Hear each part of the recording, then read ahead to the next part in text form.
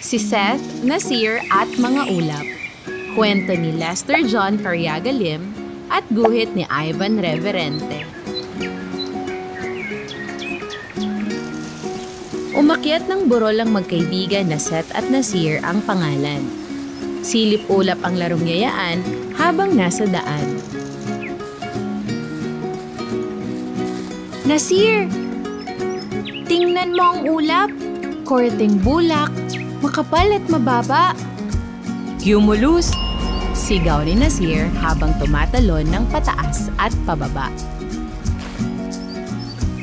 Magtatanghalian na nang maabot ang tuktok ng burol. Mahangin! Sakto sa paglipad ng dala nilang saranggola na may buntot. Sumasayaw din ang mga talahib sa hangin habang ang magkaibigan tumatakbo ng matuwid.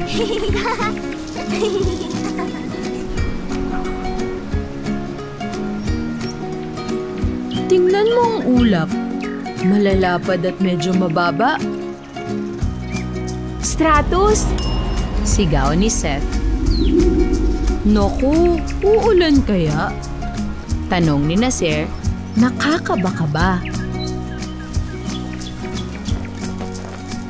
Maya-maya, napansin ni Seth at Nasir na umuunti ang ulap at matataas sila.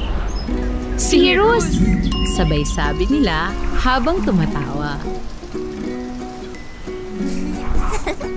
Iba't ibang ulap kanilang nakita. Ang magkaibigan habang nakatanaw sa burol ay puno ng saya.